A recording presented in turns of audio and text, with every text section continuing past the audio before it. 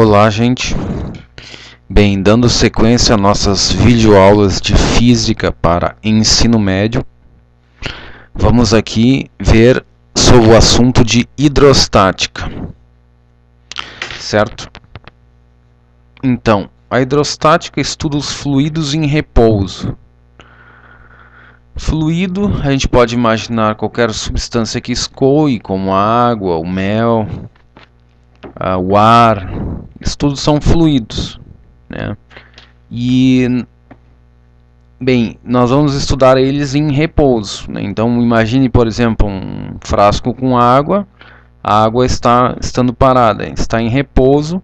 Então, a gente iremos estudar as propriedades físicas que esses materiais têm, tá? Ao longo de 4 videoaulas que eu vou gravar sobre esse assunto.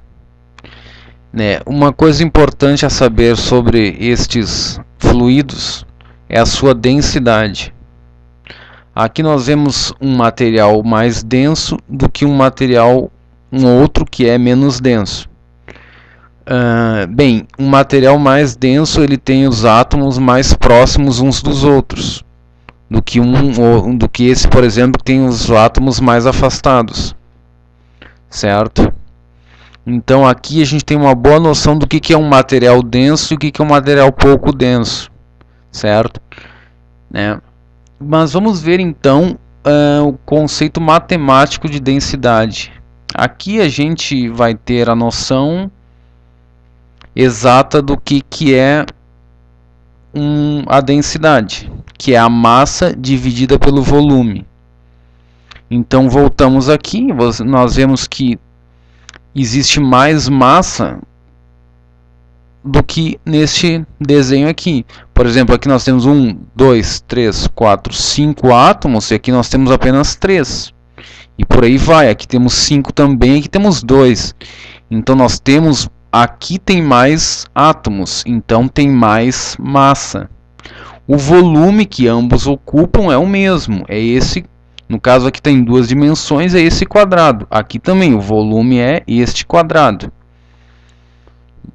Então nós temos aqui, por exemplo, o mesmo volume, e se nós temos mais átomos, logo mais massa, consequentemente é um material mais denso, de uma densidade maior, certo?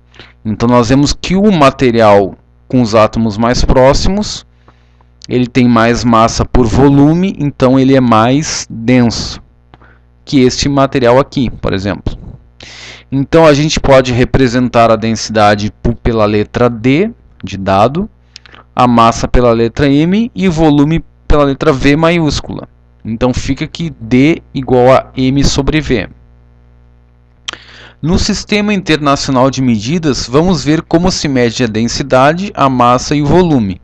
O volume é em metros cúbicos, a massa em quilogramas e a densidade em quilogramas por metro cúbico. Tá? Não temos nenhuma unidade de medida especial que designe quilograma por metro cúbico, então fica assim mesmo, né?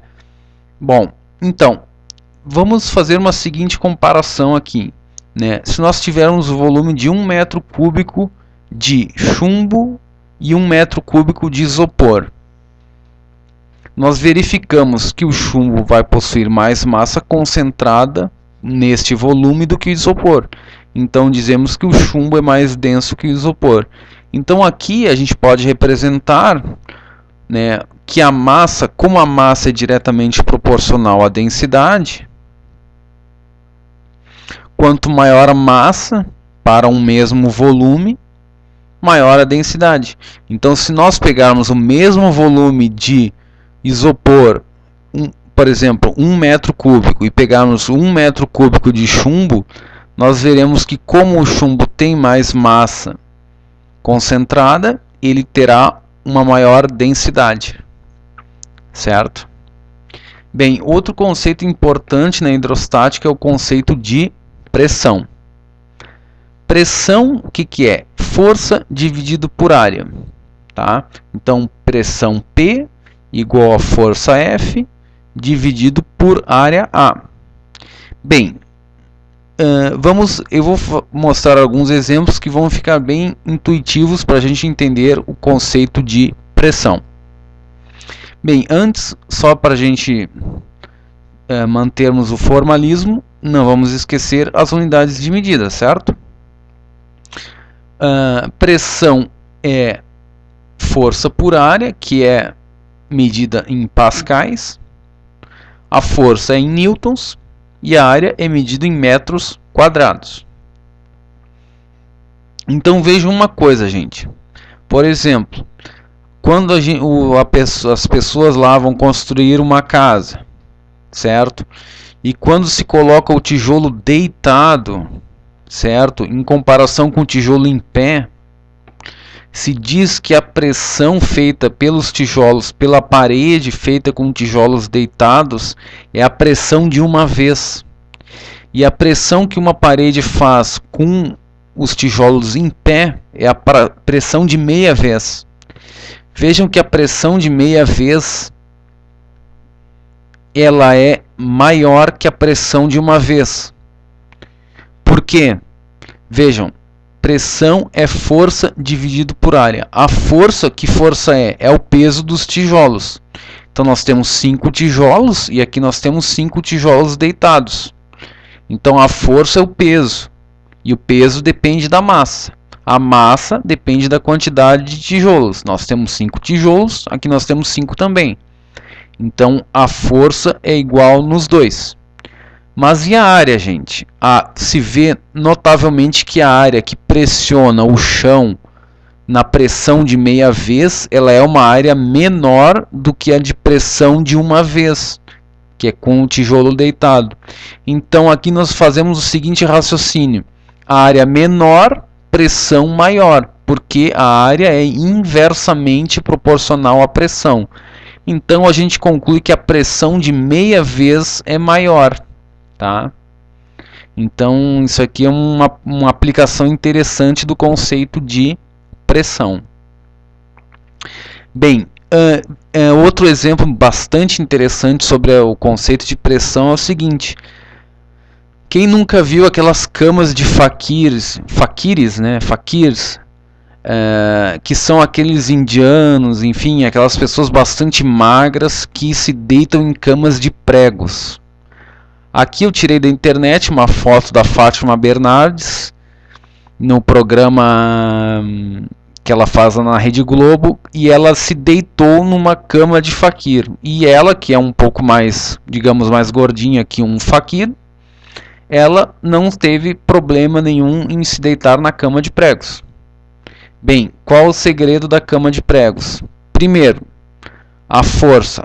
Aqui a cama de pregos, assim como o exemplo do tijolo, quanto maior for a força, ou seja, quanto mais tijolos tiverem, e no caso aqui, quanto mais pesada for a pessoa, mais pressão a pessoa sentirá dos pregos.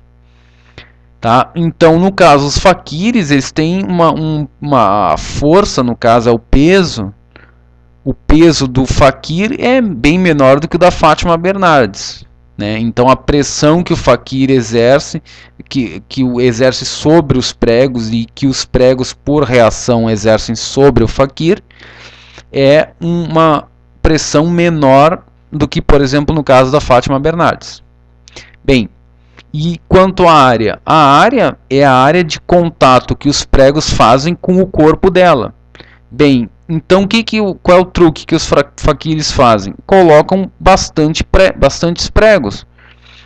Aumentando a quantidade de pregos, tu aumenta a quantidade da área no qual a força-peso é distribuída.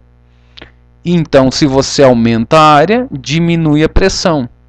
Diminuindo a pressão, né, diminui o desconforto que a pessoa sente ao se deitar na cama. Né? Tanto é que a Fátima Bernardes, mesmo tendo um pouquinho mais de peso do que um faquir, ela não teve problema ao deitar na cama de pregos. Então aqui, a gente analisando a questão da pressão que depende da força e da área, a gente observa isso. Aumente a área, ou seja, coloque bastante pregos, você diminuirá a pressão. Tá? Tá? Agora imagina se a Fátima Bernardes se deitasse em cima de apenas um prego, gente. O que aconteceria? Não precisa nem falar que o resultado ia ser desastroso. Ela ia se cortar, se furar toda, ia se machucar. Porque nós íamos ter uma área muito pequena, todo o peso dela sendo, toda a força-peso sendo pressionada num ponto só, a pressão fica altíssima e iria furar o corpo dela, que ia ser uma desgraça.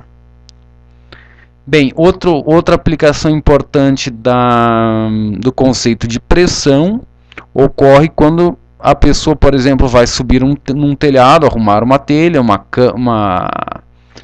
uma calha, alguma coisa assim. Então, se a pessoa pisar simplesmente com os dois pés no telhado, vai ter todo o seu peso distribuído sobre cada um dos pés, logo vai ter uma pressão muito grande. Então o que a pessoa faz? Coloca uma tábua que, subindo na tábua, o peso da pessoa vai ser distribuído em toda a área da tábua.